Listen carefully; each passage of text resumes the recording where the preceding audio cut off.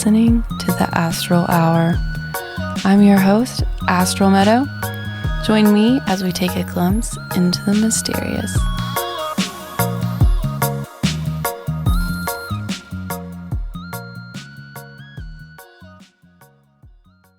Welcome, everyone. Today I'm joined with Dr. Mary Vaishnavi Roberson. She has practiced, studied, and taught the Vedic sciences since 1975. The Vedas are the ancient knowledge from India, which includes yoga, Ayurveda, astrology, and more. Mainstream professional titles over her career include medical technologist and clinical psychologist. She is also a certified Ayurvedic practitioner, Vedic counselor, Vedic astrologer, and miracle-minded master coach, a 15-month experience with Marianne Williamson.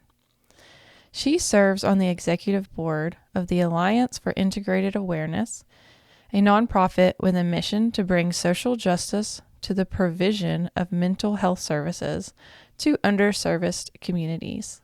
Welcome to the show. Thank you so much. I'm really glad to be here with you today. Yes, thank you for offering to do a show with me. I originally saw you at the last Crystalline Expo, and you were talking to someone, but I saw your booth, and I was like, oh, I really want to get in touch with her. So I was so excited when you reached out to me. So, yeah, and we've got another one coming up, too. I'll talk about a little bit at the end of the show. So, could we start with you giving us a little background about yourself and your spiritual journey? Sure. I was quite confused for the first part of my life because I didn't connect with Christianity the way it was kind of presented to me by my mother in particular. She was a very religious person and spiritual, and my dad was quite the scientist. So somehow I found myself in the middle of all of that, and so I embraced both sides. But like I said, Christianity just kind of didn't hit me, and it really wasn't until my mid-20s when I decided to learn to meditate. So it was 1975, and just come out of the 60s. I came of age in that wonderful time where the motto was question authority and gave you complete permission to be whoever you truly are. And so I learned to meditate in 75, and that was Transcendental Meditation, which was brought to the United States by Maharishi Mahesh Yogi. And I've been doing it ever since. So that's kind of my basis. Mm-hmm. And right away, I took a class from them that was on the philosophy of the Vedas. And it was like, oh yeah, that's it. That's kind of how I felt about it. So that started my journey. And in the 80s, Maharishi kind of brought the ancient science of Ayurveda to the United States. And I was very taken by that, too. I was in graduate school at the time, studying to be a clinical psychologist. And I just, there were parts that was kind of like, I didn't like the way it was being practiced, just like Christianity. I wanted my own version, which was more holistic and included mind, body, and spirit. And so I was always trying to put all of those together, and Ayurveda did that for me.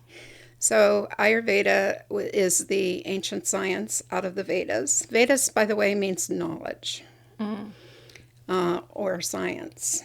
And so Ayurveda, Ayur means life.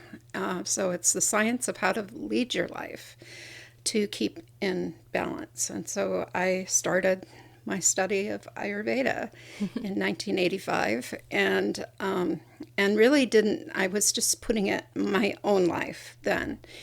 And it wasn't until I kind of stopped being a university professor and kind of decided to build my own business and my own practice. And I moved back home to Tennessee. That I started learning it as a practitioner. Yeah. So all of these yoga, is the overall tradition, meaning union with God. So that's kind of the basis of it all, is how do we make that connection with God so that we remember who we really are and we're on the path that we're meant to be on. And so there are various sciences within the yoga tradition, and one of them's Ayurveda, one of them's Vedic astrology, one is Hatha Yoga, which is the practice of asanas. And there's a very famous text called Patanjali's Yoga Sutras that kind of talks about how do we achieve this evolution. And most of these things kind of fall in there. So I've been studying it ever since. And when the pandemic hit, I thought, I've had a lot of the yoga tradition, I've had a lot of Ayurvedic training, but my weakness was Vedic astrology. So I thought, okay, that's going to be my pandemic project. Little did I know it was going to go on and on and on, but I really dove in deep. Right. Yeah, I love that. I was similar to you, where I kind of came across each thing one-on-one, but just really felt called to unite the mind, body, spirit, And mine started with yoga. I started doing Kundalini yoga, and then I would just these teachers were just coming into my life, and like one would walk, I wouldn't see one anymore. It was like they would just go. Like I would learn from someone, and then they would just disappear, and this new teacher would come in from a totally different tradition, and I'd be like, oh, wow. And over time, I felt like they were teaching me how to take care of my mind, how to take care of my body, like my diet, looking into my diet. And astrology is new to me too. I've been studying it pretty dedicatedly for a year now, and I just love it. And there's all these different branches, and I'm really looking forward to diving into some Vedic astrology with you too. And it just seems like I'm never going to get bored with learning astrology. There's no end. It's very broad, but it's unbelievably deep in the vertical. Yes, too. Yes. So, could you share some of the history of Vedic astrology with us? Yes, astrology actually, and the other Vedic sciences, by the way, were cognized. I think that a lot of people were recognizing and seeing, actually, you could see the planets and kind of trying to understand the cycles of time and so on. But in the Vedas, it actually mentions astrology, and the Rig Veda is like, I don't know, some people say 3000 BC, 5000 BC. So, and that a lot of people say that these books, this knowledge was cognized, meaning they could just see it. It was like a download, is how we would put it in today's language. So that's when it began. And at some point, it kind of moved down what I always call the Silk Road. But as Alexander the Great and, various traders and so on, it made its way toward the Mediterranean area and was there. And eventually, so Western and Vedic were the same at one point. But I think it was probably around, some people say 500, 700, 900. It began to kind of depart from Western astrology a little, and that's because of the way that they calculate where things are, basically. And so that was kind of a divergence point. Right, and the culture is a little bit different too. So Absolutely. With Hellenistic, they're going to be focused more with the Greek myths, the Greek gods, where like the Vedas is going to be, those particular gods and deities. So, but it makes more sense within those cultures because they're going to know those stories. So they would be able to interpret it. So it almost needed to shift a little so that these other people would have like that familiarity with the story, so that they'd be like, oh, okay, that makes sense in my life, right? So one of the similarities of the two systems that survived is the meaning of the houses, and the meaning of the planets, and the meaning of the signs. They're the same. But where they diverge is because of the calculations of where things are. That essentially Western astrology has had like a precession of the equinoxes in a way that moves everything up a sign. Mm-hmm. And so my sun sign, for instance, in Western is Aries, Mm-hmm. whereas my sun is in Pisces. Right, same for me, yeah. And so, yet the sun sign isn't really the most important thing in Vedic, whereas in Western, it's very important. Right. You know, and it talks about your personality and some of the ways that they have of kind of being predictive and looking at what's coming up have to do more with the sun. So, yeah. So that's one of the similarities and the differences. That in Vedic, what is most important, actually, in a certain way, is your ascendant. Because it establishes where the first house is. Right. And so that's your identity in this lifetime. So just to kind of step back a little bit, this, you know, the sun kind of is the all-giving, pure consciousness, birthing out into manifestation. And it posits, by the way, that we have lots of lifetimes. And so at some point, we are individualized from the collective consciousness to kind of forget who that higher self is, because we take birth in an individual identity. And we do that. The chart is like a snapshot of our karma in this lifetime. Mm-hmm. And it's downloaded into the moon, which is kind of the keeper of the karma. And so the moon in Vedic astrology is your mind, your emotions, your intuition. It's how you see things. And so it provides your motivations and how you select what you're interested in and what behaviors you engage in and all kinds of things. So your karma is kind of laid out, but also your karma changes over time as you develop. Right. So that, I think, is the true gift, in my opinion, of Vedic astrology. It helps you understand your dharma, which is your life path, your unique individual life path, what you're meant to be doing, your duty. There's lots of different words for dharma, the right thing to do at any moment, but also generally speaking. And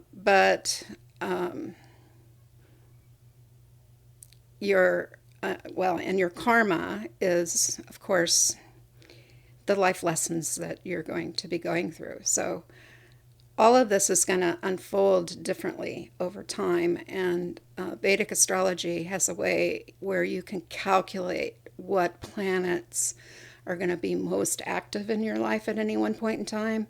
And then depending on where the houses that those planets rule, what are the domains in which those particular things will manifest. Right, right. So the karma is sort of where we're coming from, and what we have to work with that energy, and the dharma would be what we're moving towards. Yes, that's very good. Yeah. Right. I read a book one time, and it said, I think it might have been in India, but it was some culture where they said instead of hello, they would say, where have you been and where are you going? And so that's kind of an interesting way of thinking about Vedic astrology is that, it's the whole story, Yes. and what you're going towards, and actually gives you kind of a focus, because I think sometimes we get overwhelmed by the karmic lessons, and we're like, okay, I want to like get on the path to try to, move past some of the karma and maybe towards like a purpose. Right. Right. So I feel like one of the big lessons with astrology is it helps us figure out and like guide ourselves, to how can we work through those karmic ties and that stuff that we've accumulated. Right. And it's not just us. So we have an individual karma, but we have a family karma. We have a cultural karma. We have a country karma. There are like a million kinds of karma. Right. And so it's just what layer are you in the collective consciousness. And of course, this is a huge karmic time, isn't it? So, we're privileged really to be born at this time, because there is such an awakening that really, I think, one of the things that sealed me there was a harmonic convergence, which was like in the mid 80s.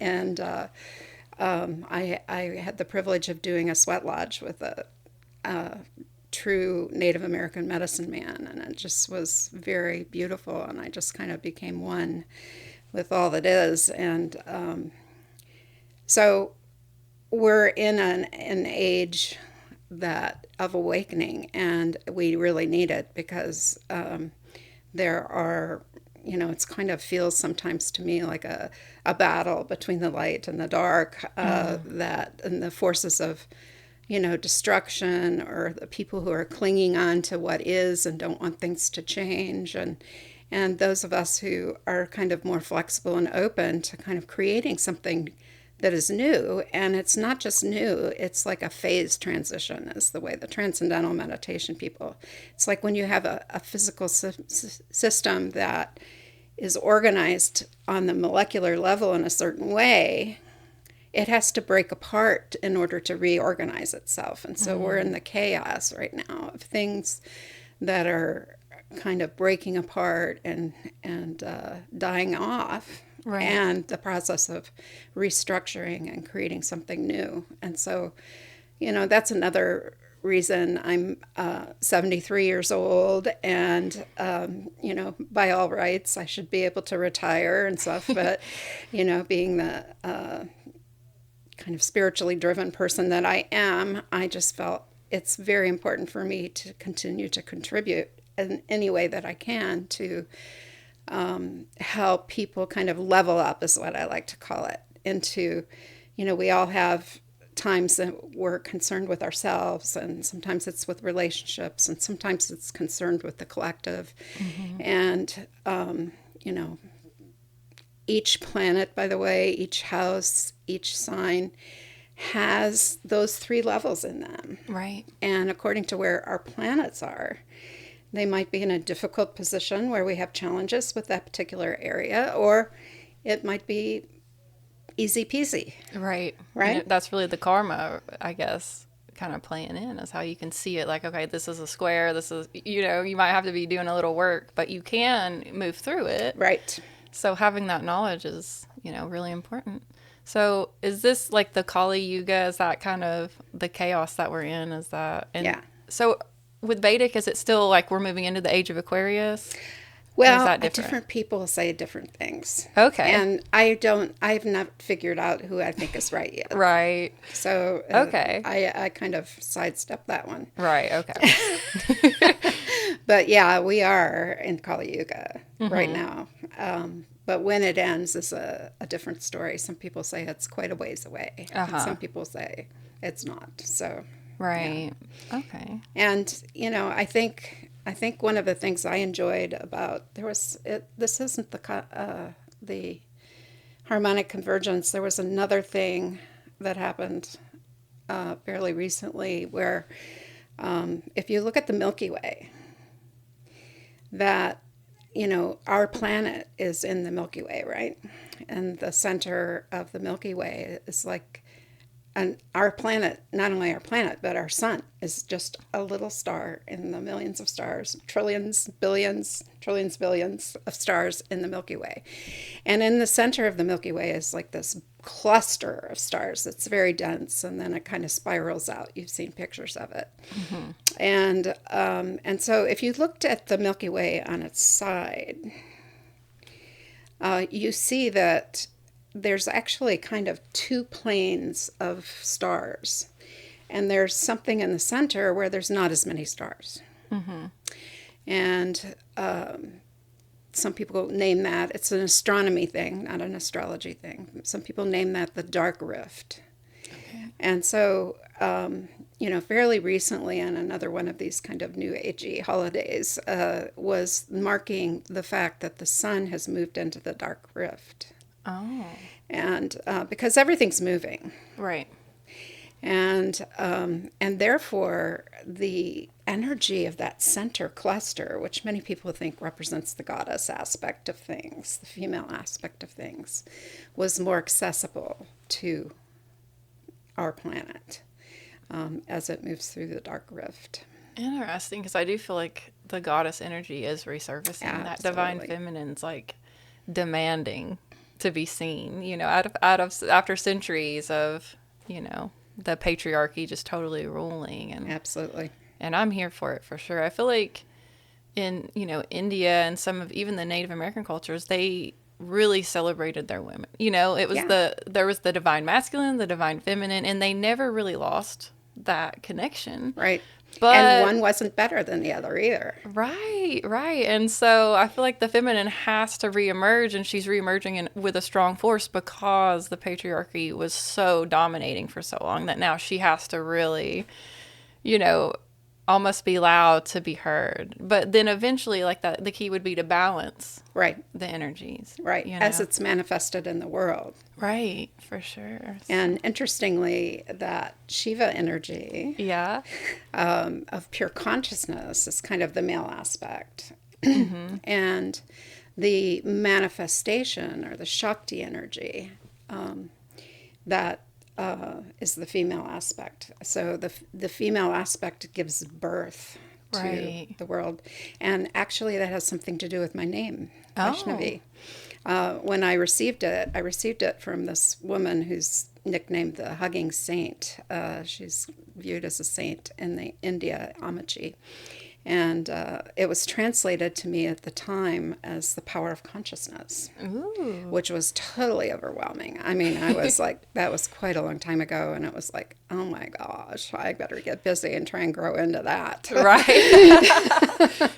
But it, wasn't until later that I found out that she was a goddess. And so, and interestingly, the mythology about her is that she eventually lived in a cave and helped people who came to see her rediscover who they really were. So it was very validating.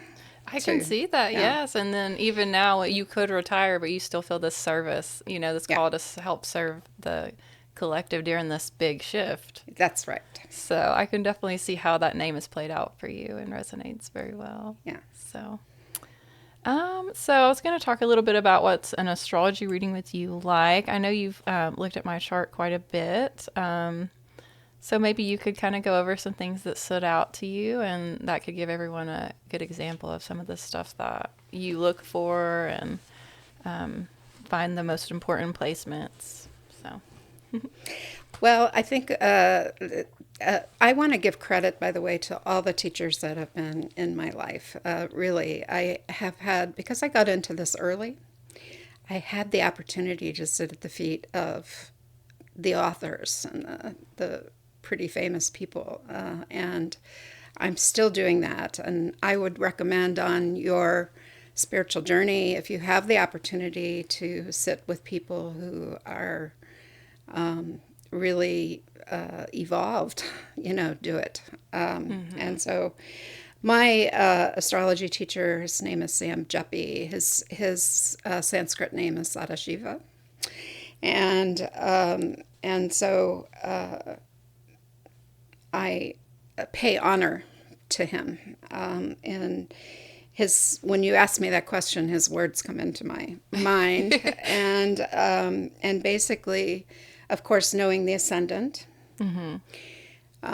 because that establishes your identity in this lifetime, Right. and your ascendant, of course, will be in a sign, and your ascendant is in Capricorn, and so that is ruled by Saturn. Capricorn is ruled by Saturn.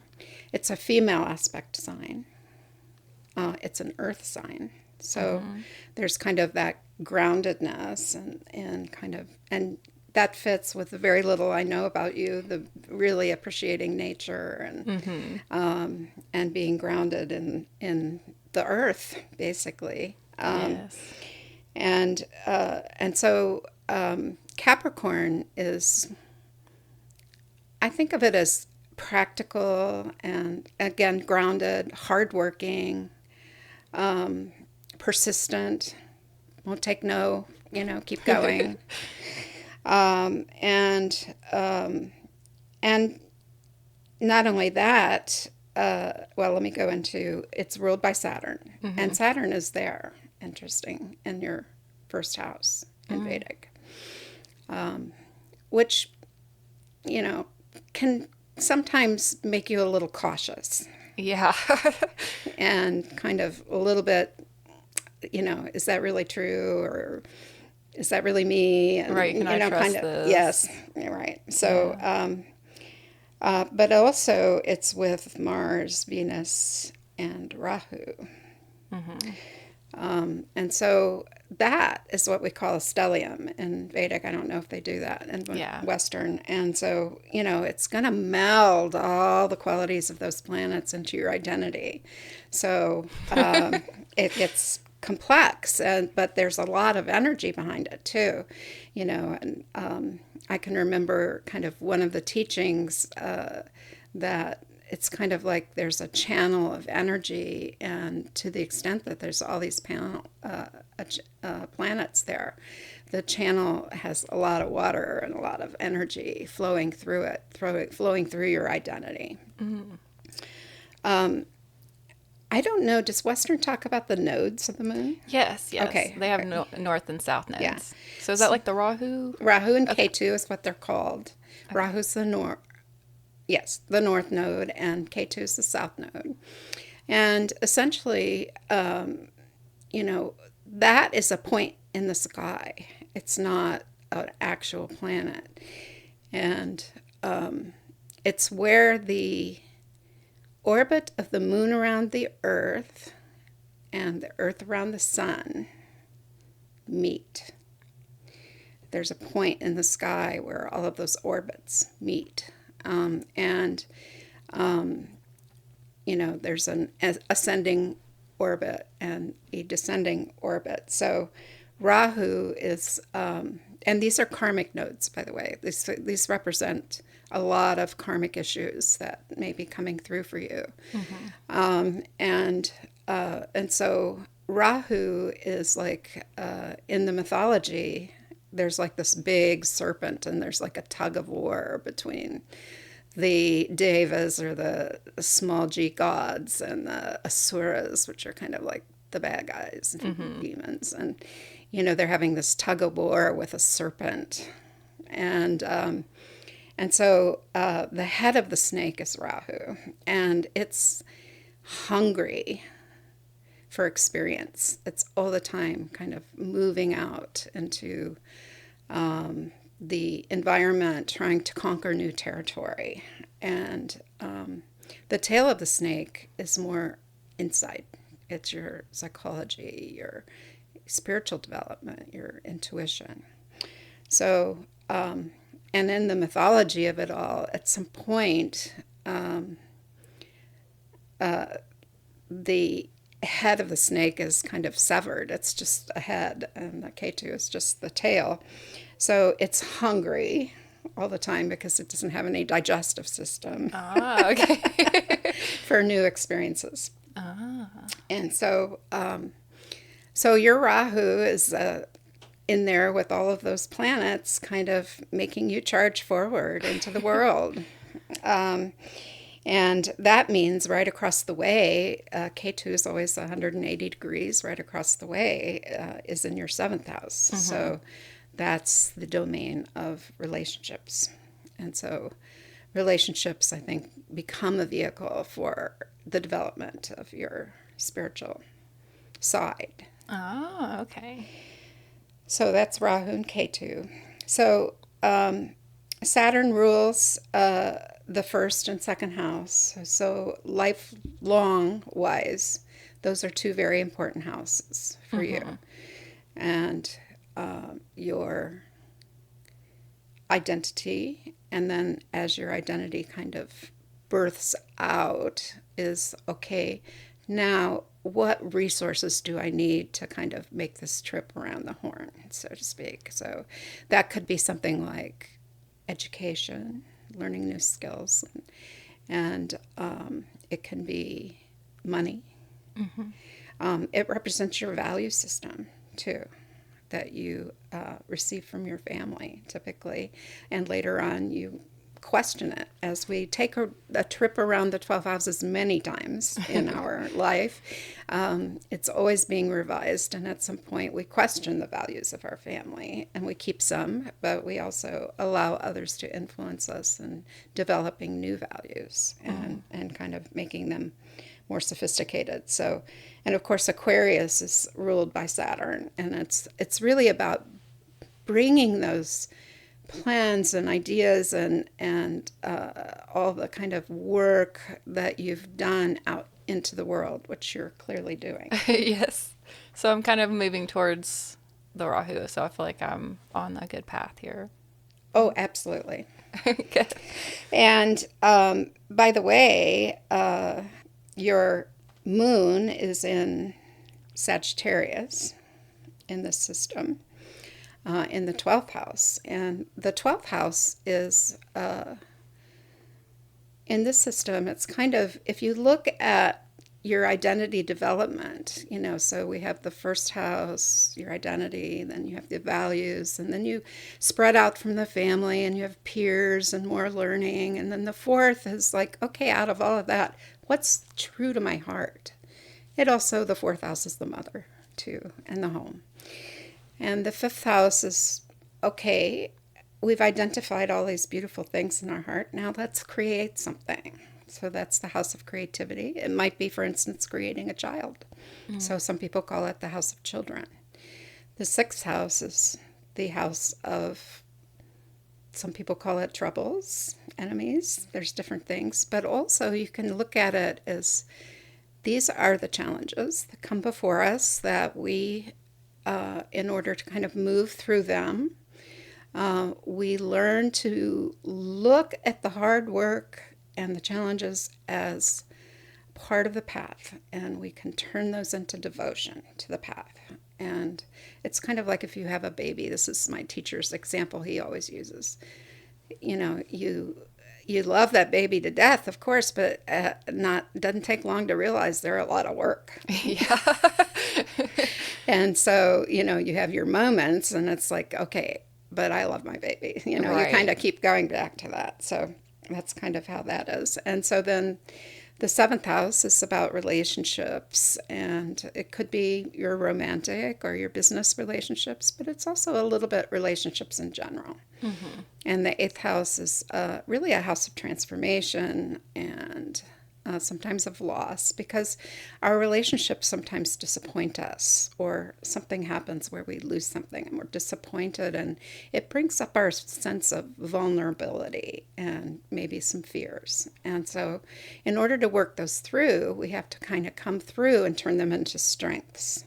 And we take all of that, all those lessons, and we wind it into the ninth house, which is our perspective on things, and it informs a new perspective. And then the 10th house is where we take that perspective and wind it into our calling or our work. And the 11th house is, okay, now we'll bring it out into the world and our highest ambitions.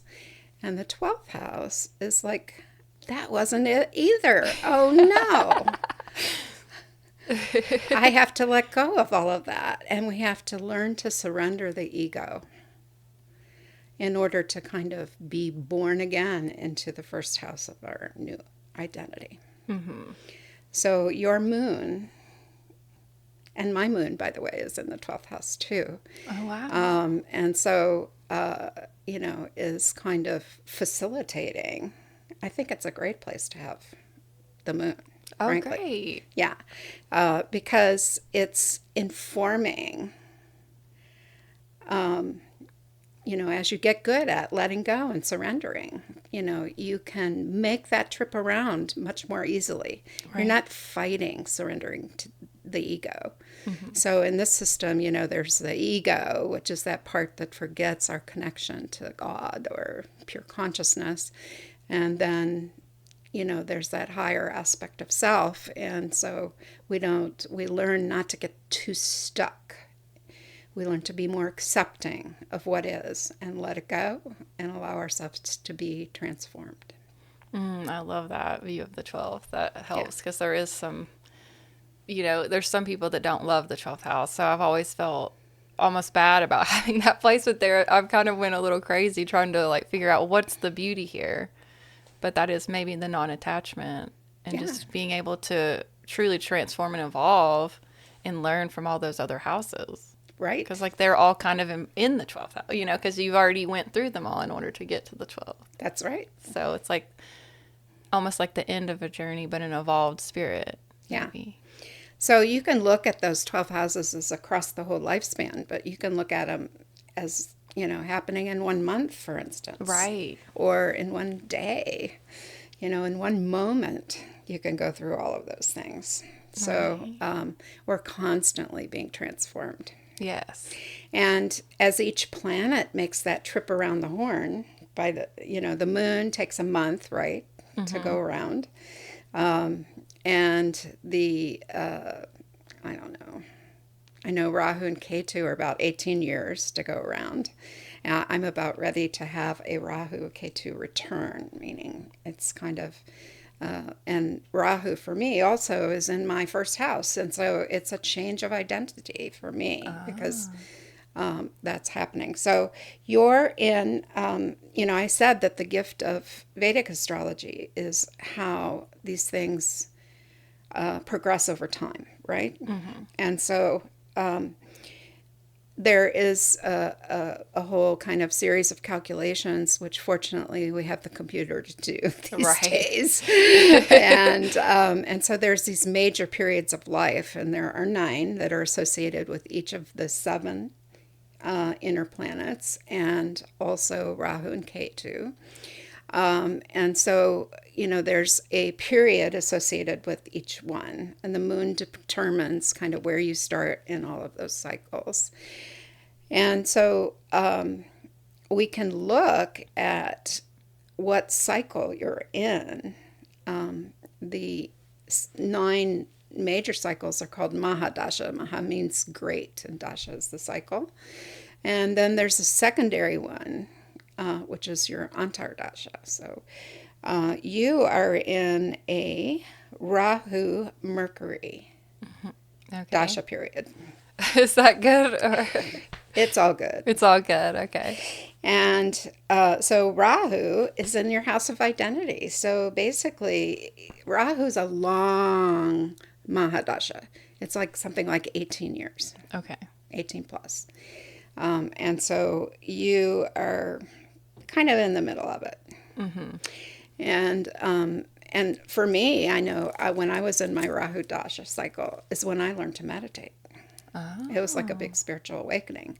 And I asked my teacher, I said, I don't get that because Rahu is so challenging. It's a challenging time. And we tend to think of it as bad. It's not bad. It's challenging. So I asked, why I learned to meditate in Rahu. And he said, well, it's in your house of identity. So it was part of my identity, and it was kind of slated for me during my Rahu cycle to kind of take a big spiritual turn in my life. And so, so Rahu is in your first house, and I'm going to back up a little bit because this will make more sense in a minute. But in Vedic astrology, there are nakshatras. I don't think they exist in Western because they're pinned to the sky. I mean, that's the big difference between Vedic and Western. Mm-hmm. In Vedic, they identify exactly, like astronomically speaking, where the zodiac begins. Where is Aries and Ashwini, which is the first nakshatra. So there are 12 signs, each have 30 degrees. And then there are 27 nakshatra signs that are also kind of, and that was actually the original system, was just nakshatras. Mm-hmm. The zodiac got laid over the nakshatra system. Oh. So historically speaking, nakshatras came first. So you can get even more sophisticated looking at your nakshatra. Okay. And some of those nakshatras will occur, if you think about it, they fall completely in one sign, but some of them bridge the signs, which kind of makes for this transition between the signs of the zodiacs. And yours is, I believe it's totally within Capricorn. So there's, and your nakshatra of your ascendant is Shravana, it's called. And if you translate that Sanskrit, it means listening. So this is kind of the quality, it is the quality of your identity is in listening.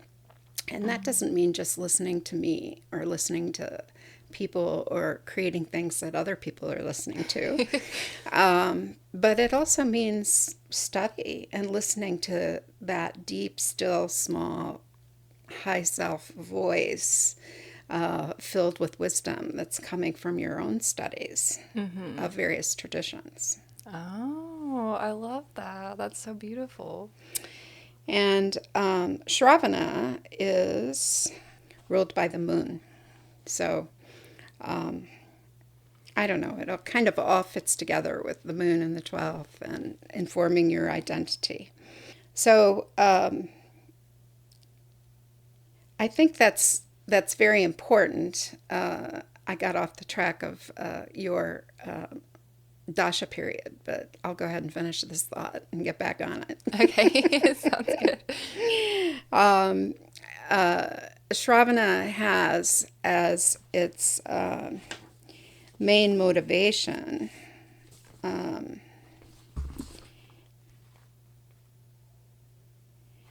the building of wealth or abundance, not just money, just a sense of abundance in this life. So that's kind of your ascendant, but the moon provides the main kind of motivation for things. And your moon is in a nakshatra called Uttarashada, and its main motivation is enlightenment. So your mind is very much kind of seeking that, doing what's going to most bring you the spiritual evolution that you're seeking. Yes, I love that. Yeah. All right, so I'm going to go back to the dasha period. Okay. And so you were in Rahu Mercury. So I talked already about a little bit about Rahu. Your Mercury is your antardasha. So there's also, it's a shorter period of time. It began in about when the pandemic began, ironically. And it ends in a little less than a year. Okay. So it's a shorter period of time than that 18 years. So there's, in each Mahadasha, there's those 9 subdashas. So, and Mercury, of course, we know is about communication and learning new things and kind of organizing and reorganizing that data and those sorts of things. And so Mercury in your chart, this is how we kind of look at what's playing out right now, rules the 6th house and the 9th house. So that sixth house, remember, is kind of that hard work, turning it into devotion thing. Yeah. And many people who are familiar with astrology say also it can represent the body and the health. So there may be some health challenges that pop up here and there, so that the motivation becomes stronger to take better care of the body and those sort of things. Yes. So the ninth house, and that's in Gemini, by the way. Your sixth house is in Gemini, which is ruled, we're talking about what Mercury rules. So, and Gemini I very much see as a curiosity and out there learning new things as well and organizing them into hypotheses and, oh, maybe, no, that's not it. Maybe let's reorganize it. And I don't know about you, but I'm constantly doing that in my mind. Right. And even as far as my health goes, I'm always working with like an herbalist, acupuncturist, like homeopathy. I'm doing these little things to say, how can I, maintain my health, or get over these humps in a natural way. Right.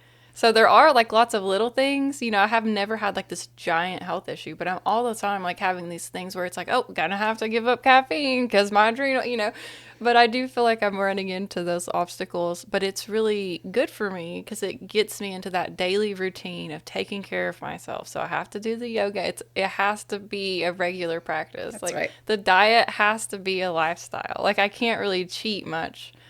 Just a little sugar might send me off the edge, so I have to be very disciplined.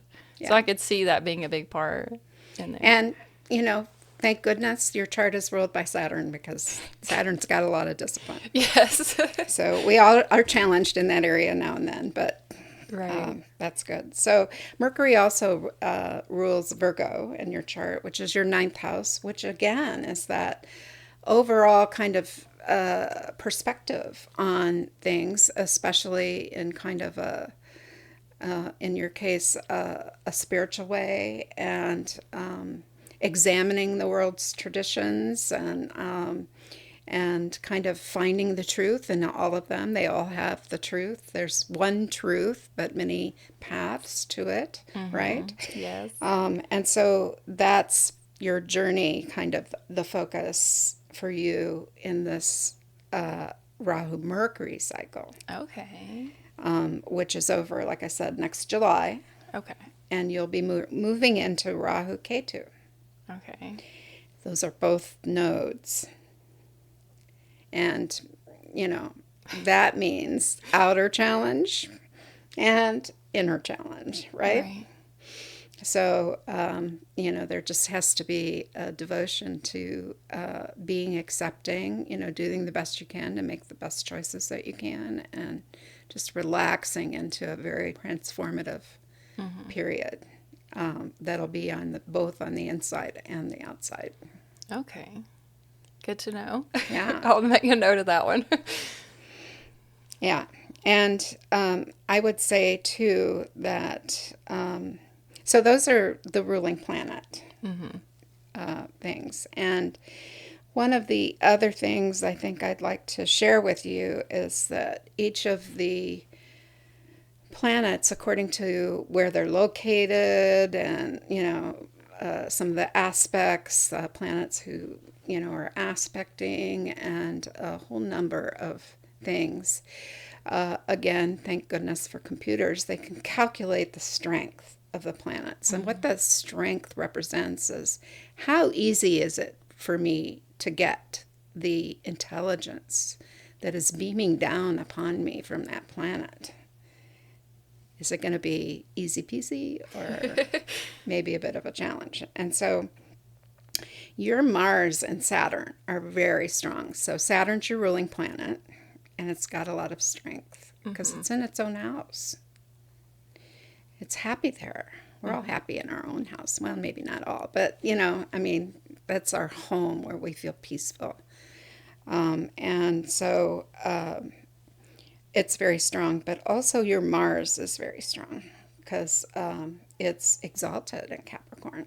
Right. And so those two planets are both tamasic, and what that means is they are never satisfied with what is. They always want it to be better. And so they're always kind of oriented toward dismantling what is and making it better. Yeah. Does it feel like it fits? Yes, it definitely does. And of course, those are two, therefore challenging planets, right? Right. Yeah. So Mars is kind of your more here now planet. It's like in each situation at this moment, what is the next right thing to do? Is this battle worth fighting for? If it is, what's the next right thing? Right. Saturn is more kind of, it's an outer planet. It moves more slowly. It's got a lot of wisdom and having access because of its strength to that wisdom is very, very positive. I think of Saturn like your grandfather that is maybe very loving and loves you very much, but also is kind of like got a stern streak of shaking his finger at you and saying, you need to be all you can be. Let's do this better or whatever. Right. Right? Like stay on track a little bit. Yeah. So Saturn is kind of creates a little pressure to all the time kind of take all the lessons you've accumulated and wind them into next step. Right. Yeah. This is good. I like And your Mercury is in that chart of strength of the planets is the least, the number is the lowest, but actually it's what we call a functional benefic. So in other words, it looks like it's not in a good place. It's in a place where it's actually debilitated, is what we call it. But it's with the sun, and there's a number of things going on where it's functionally actually acting as a benefic, and it's very strong in your chart. So that Mercury is kind of bringing great, which is your communication and learning, bringing great growth and evolution. Wow. And that's something I do feel like I've evolved into. Like when I was younger, I couldn't articulate what I was, I would have all these big thoughts, but I couldn't communicate them to the people around me. So I studied a lot. I read a lot of books. I watch other people and how they communicate. And that actually helped me learn because I wasn't really raised in a family that was great with communicating. So I had to kind of learn it from my surroundings. So I kind of evolved into having that ability over time. So those are kind of some top level things that Right. There's much more, Yes. obviously. Yes. Vedic astrology is very complex, and there are some things called yogas, that are essentially have to do with the four main structural houses, which is the first house, your identity, the fourth house is your home, and what makes your heart sing, and the seventh, which is your relationships, and the 10th, which is your calling. Those are your main structural supports. But also there's the trines, which is, again, your identity. And these are your dharma planets. They help you identify what your path is. Right. And so it's the first house and the fifth house and the ninth house. And so in yours, of course, we have the first house in Capricorn, but your fifth house is in Taurus, which is another earth sign. It's ruled by Venus, which is the planet of relationships and beauty, and especially in Taurus, it likes beautiful surroundings, and you do live in a beautiful place. I'll tell you that right now. I love to decorate and make art, and Yeah. I used to say the world is my canvas, and I would just anything around me. I could be in the worst situation and still be like painting and like making that as beautiful as I could. So that's your dharma, Right. to do that. And then the ninth house, which is that in Virgo, which is ruled both actually, it's ruled by Mercury. Yeah. Awesome. And that's your overall perspective. So, those are kind of your dharma planets. I love it. And I didn't get a lot into all the aspects, but I do, just sitting here staring at it, notice that your moon and Jupiter are aspecting each other, which means it's a seventh house aspect, which means that Jupiter is the planet of knowledge and teaching, and the moon, of course, is the mind and the emotions. And so Jupiter is informing your mind, but also your mind is informing your teachings and influencing one another. And I can see right now, this isn't complete analysis of your aspects, but Saturn is aspecting your third house, which is your learning and peers and these sorts of things.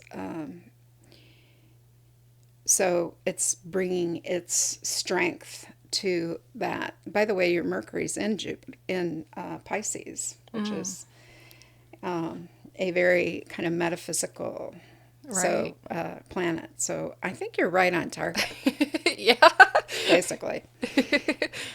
That's great. It's interesting because when I first learned a little bit of astrology, not like deep dive, I really had a hard time seeing my sun in Aries. Like, I mean, it took me years to try to see myself as an Aries, like that I radiate that like more aggressive or in your face energy, because I'm not really like that. Yeah. And so I would always say, oh, I'm a cusp, because I was just a couple hours into Aries. I was born at 4:00 in the morning.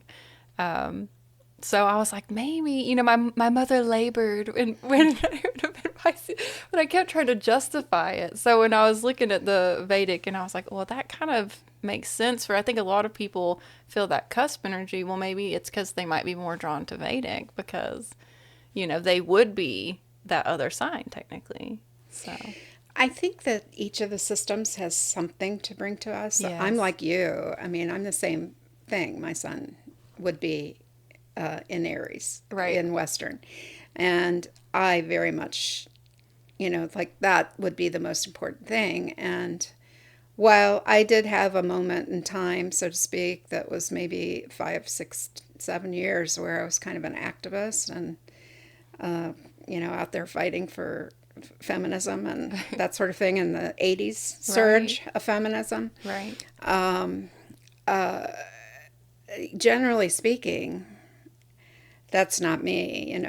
I'm much more in the metaphysical realm. Right. Yes. I'm like, that's all I think about. Like everything in my life comes back to what can I learn from this spiritually? Yeah.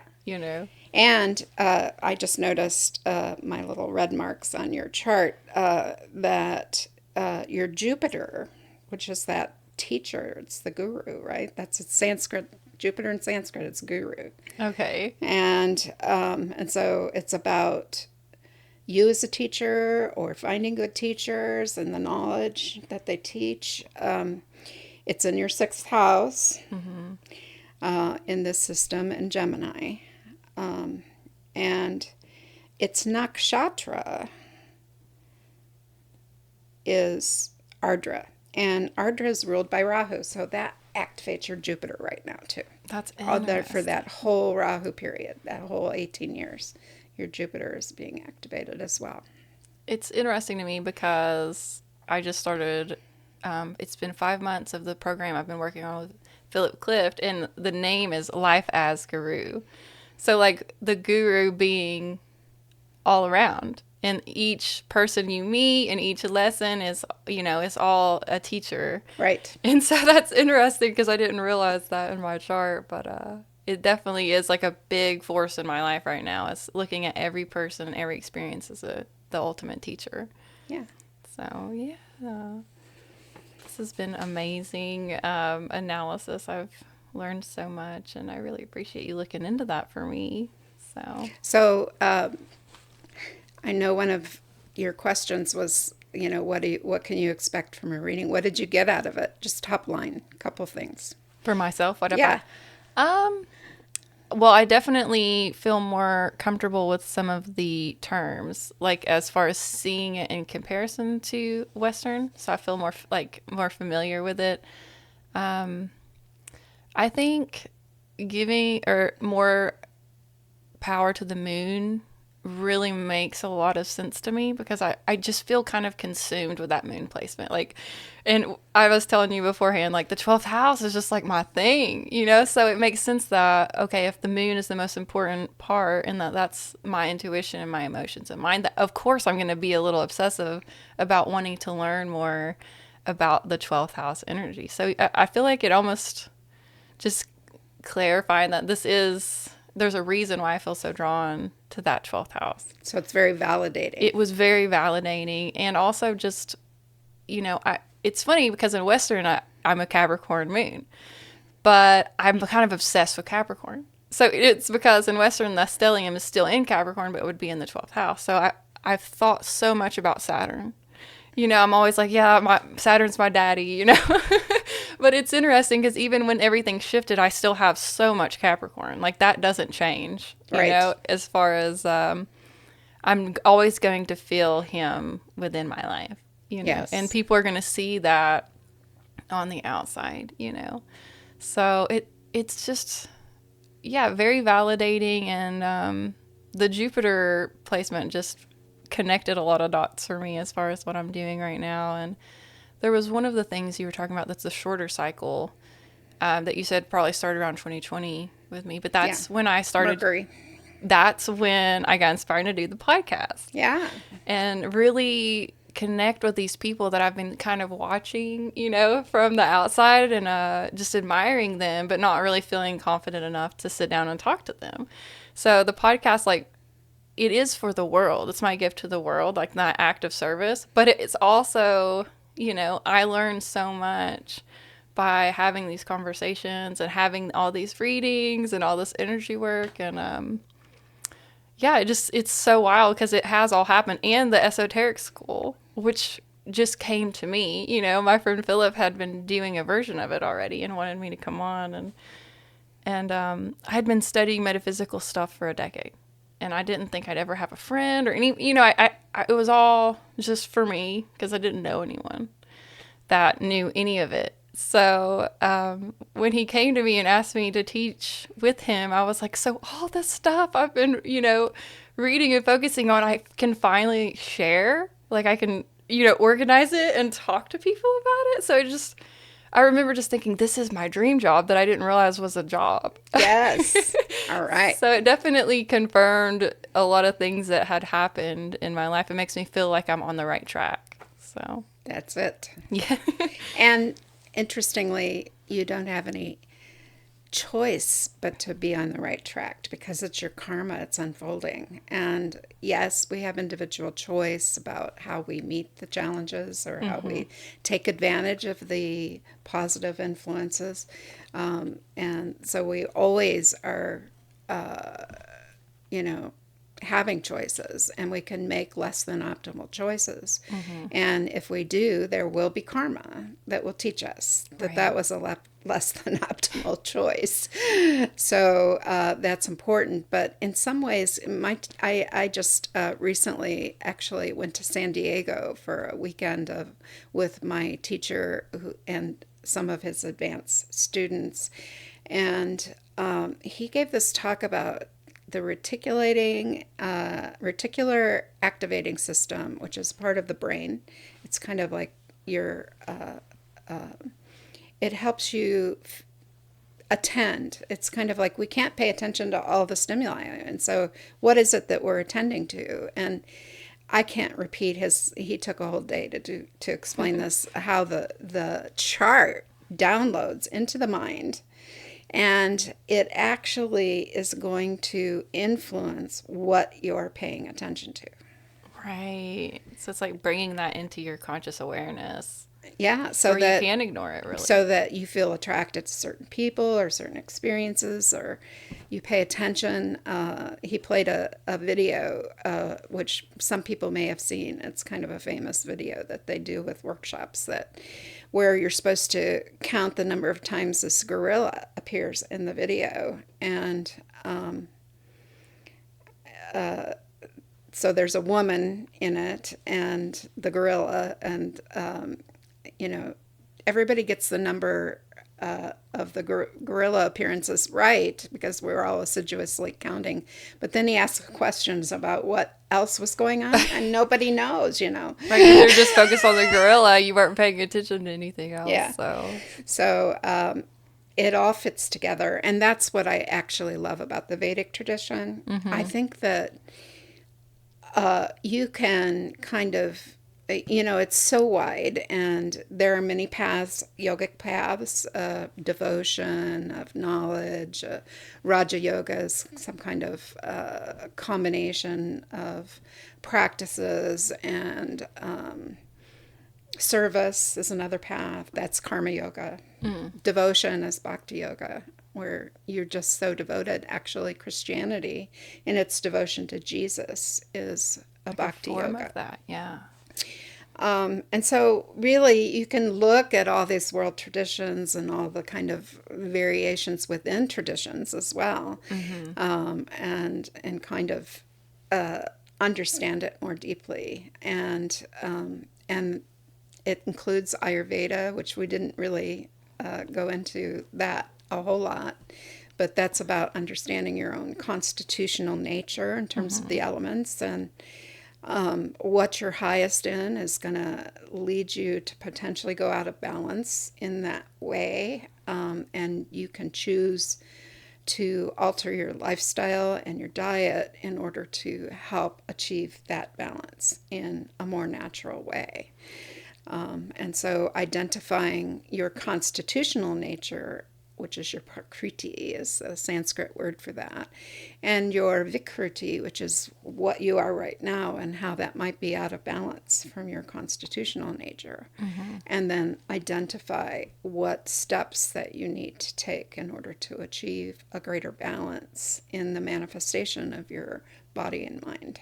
So can you look at the chart and kind of guess, like, this person Yes. has more dominant, like, the Pitta energy versus some of, because there's three, right? Yes. Okay. And I'm we have little quizzes that we give to people that help them understand what their main dosha is. And usually you're two. You're going to be highest in one and second highest in another, and then lowest in one. And I would suggest that one of yours, because you've got so much earth going on in your chart, is Kapha dosha, which is, it is a very devotional, Kapha is love, and it's water and earth, and it's nurturing, it's kind. Yeah. But you have your Pitta streak too, which is I got a little fire element going on in there, and which gives you your drive and motivation, and helps you digest all of your experiences into knowledge, and so that's there as well. Yeah. Awesome. Do you work with people with the Ayurveda too? I know you're doing readings still, so. Yeah. Well, originally, career-wise, basically, I opened in 1998. I started the Ayurveda Center for Natural Health Care. And eventually, I bought a commercial space and had a yoga studio within it, but also private rooms to do consultation. I was a psychologist, which quite frankly supported this whole journey. Oh, yeah. Because you don't make much money, unfortunately, from alternative things. Right. And so it helped me provide the space and that sort of thing. And so we had a lot of teachers in, and workshops, and I taught Ayurvedic cooking. I learned that primarily through Maya Tawari, who's written a number of books on food, breath, and sound is her main thing. How we're breathing and paying attention to the breath, but also making cooking a spiritual practice. And everyday life is a spiritual practice, actually. And sound is chanting. So I learned Sanskrit chanting from her. And I think Dr. Vasant Lad was also a very important teacher to me. He had Ayurvedic Institute in Albuquerque. But he recently moved, for all of you who are kind of local, he moved his Ayurvedic Institute to Asheville, North Carolina recently. Oh, okay. So he's getting older, as we all are, and he's just a beautiful teacher as well. And there have been others. I already mentioned my Vedic astrology teacher, and Amachi, who gave me my name. And Okay. Could you take a minute to share a little bit about the nonprofit that you're a part of, and just so people can have an awareness of it? Yeah. So again, retirement doesn't mean retirement for me. So I got asked to be on the board of a new nonprofit called the Alliance for Integrated Awareness. And it's really about meeting the needs, the mental health needs of hopefully the world, but also we're just based in this country right now. And it's about training practitioners in a new psychotherapy method, which involves a technique that helps you integrate polarities and a whole number of other things. The first time I ever experienced that, it was such a deep spiritual experience for me. So it's not just the psychological aspect. It really reaches into that level of awareness, Alliance for Integrated Awareness. So it's bringing that into the mental health world.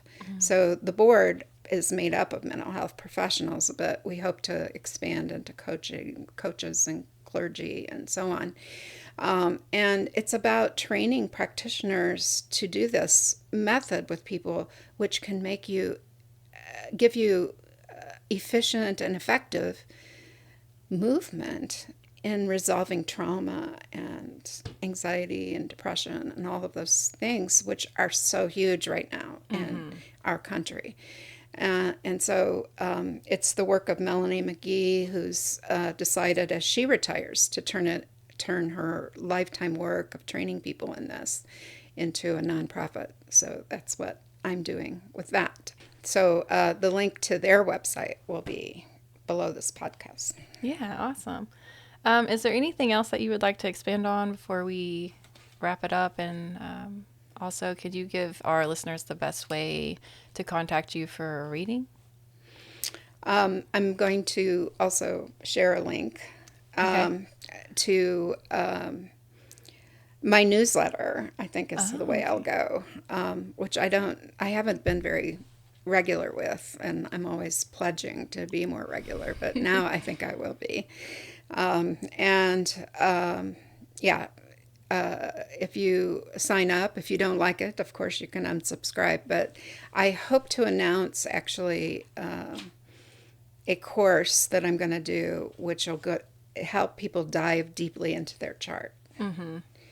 And so that's coming up in the month of October. Okay. That I'll do kind of like a interactive masterclass that'll be free to see if that's something you'd be interested in.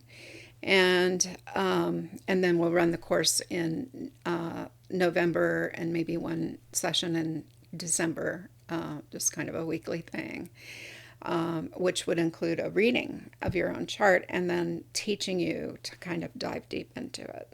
I love that. Yeah, because there's a point where you do feel like dependent on people, with reading your chart. And it is empowering to be able to start looking at your own transits and things that are coming. So that's awesome that you're actually teaching it too. And another thing I'd like to mention is that on I think it's October 25th, there's an eclipse coming. Okay. So we'll be in eclipse energy, which usually kind of winds into it a couple of months in advance. So we're already in it. Mm-hmm. And maybe takes 3 to 6 months to integrate the energy that comes through during an eclipse. And that eclipse is happening in a certain house for you. So for me, it is happening in my first house, which is my house of identity. It marking a real change in my identity. Mm. And for you, it looks like it's going to be in your 10th house, which is your calling and your career. Oh, okay. That'll be fun to see play out. Yeah. So, well, thank you so much for doing this episode with me. I know you're going to be at the Crystalline Expo coming up this Saturday. Do you know the times on that? Is it like... I think it starts at it's either 9 or 9:30. I think it goes until 5:30 or something. Okay. Yeah, we'll have a booth there. Come see me. I am going to do little 20-minute readings there. So hopefully I'll be available or at least wave at you. Right, yes. But yeah, if you want a little 20-minute reading, come see me and sign up. Okay, great. And that's going to be at Rothschild's Yes, in Knoxville. in Knoxville.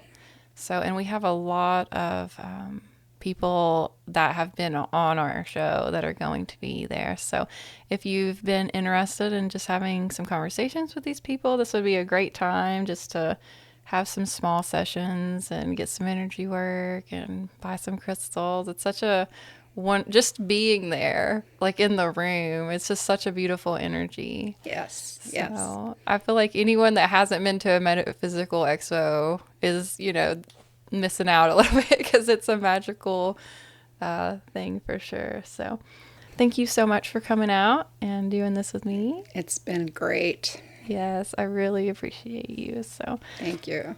yes, and thank you all for tuning in. Check us out next time on the Astral Hour.